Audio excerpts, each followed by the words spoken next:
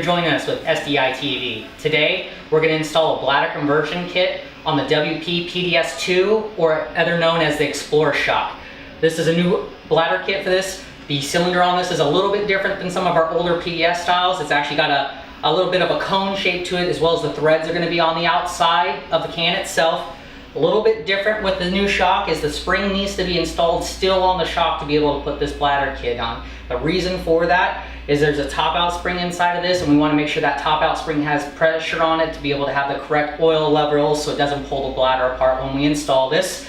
The little difference that we're going to get with our PDS bladder kits is it's going to help with the sharp edges, a little better small bump sensitivity, better wear on the oil, so you're not going to have fade in the oil. The shock is going to keep a little cooler in there as well, and a lot easier to service this shock. So let's go ahead and jump into this.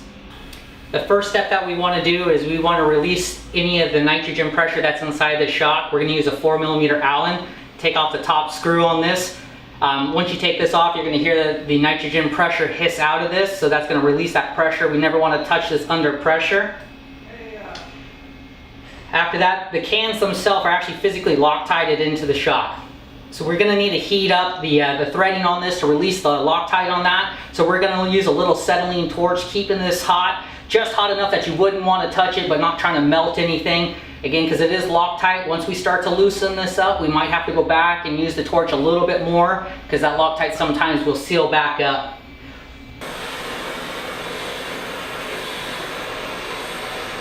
So once we got the Loctite heated up, just to the point again that we don't want to touch it, go ahead and turn off our torch and we'll set that aside. We're going to use a pin style Spaniard wrench to be able to get this off. Again, this is pretty tight on there, so it might take a little force, and again, you might have to heat that back up a little bit. Once this loosens up, you're going to get a little oil seepage coming out. That's just the excess oil, and we're going to fill that back up here once we put the conversion kit on. Once we get the can off, we're going to clean the inside threads up a little bit, make sure that there's no debris, and make sure that there's no excess Loctite on that.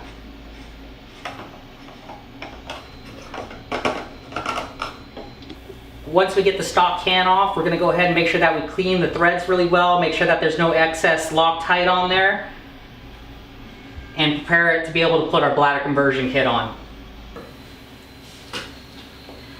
Now we're going to take our new conversion can, and we're going to actually run a little bit of Loctite on the physical threads themselves when we install this.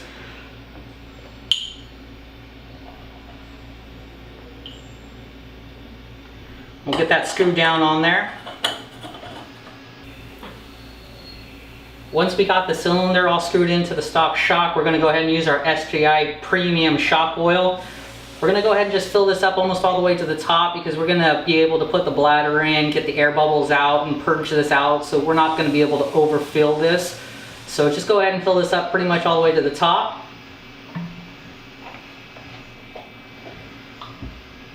And then we're going to take our cap and our bladder here. We're going to use a little bit of our SDI sleek grease. We're going to run some of the slick grease actually on the inside of the bladder, as well as the outside edge of the bladder. This is going to really help it seat and make sure that we have a tight seat in there. And we're going to run some of the grease on the physical threads that go into the can itself. So then we're going to insert the top cap into the bladder itself. And again, when we dump this into the cylinder itself, we want to work this back and forth a little bit to make sure that we get some of the air bubbles out. Like I said, we're going to overfill this, so we're purging this out pretty well. Once we get down to this point, we're just going to give a little pressure down on this and go ahead and hand tighten this so the first couple threads start onto the physical cap into the cylinder. Once we got the cap screwed down, we're going to use our SDI compression removal tool, and we're going to torque down the top cap to 25 foot-pounds. When we torque this down, you might see the cylinder turn as well, because we haven't torqued that down. This is going to torque down all together on this.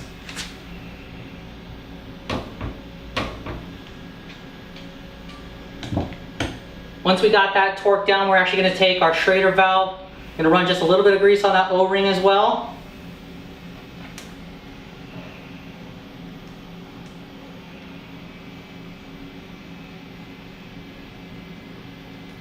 This takes a 10mm socket. We're going to just firmly snug this up to compress the O-ring.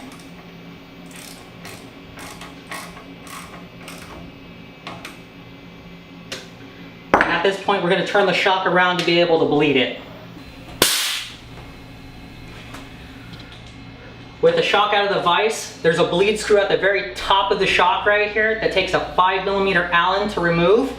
What we want to do is get this back into our vise, make sure that this point is at the highest point so we have all of our oil sits down lower and we get the air to seep out and we can bleed it through this way. Again, we're just going to use our 5mm Allen to remove this. Again, you're going to see a little seepage of oil out of this. And that's just the bladder actually expanding back into its original form. And this is going to purge any of the excess oil out.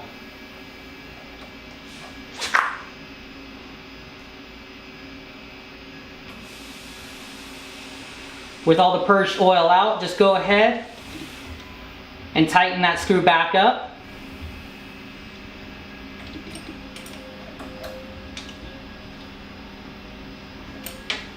And go ahead and turn the shock back over so we can fill it up with nitrogen. Once we got the shock back over into the vise, we have time now to fill this up with nitrogen. We're going to use our SDI no loss nitrogen gauge here, and we're going to fill this shock up to 135 psi.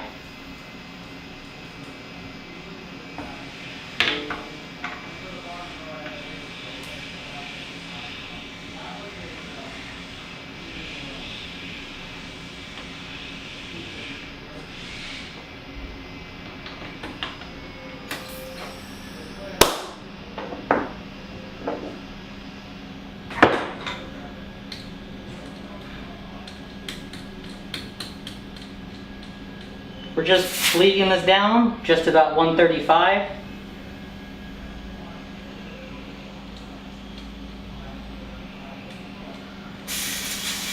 And remove the gauge and we can install the Schrader cap, give the shock a good wipe down, and it's ready to install back on. Now that we have the shock all wiped down and everything, we can remove this from the vise. And here we have it, our Xplor Bladder Kit. Thank you for joining us with SDI TV. Always join us back with new videos and tech tips.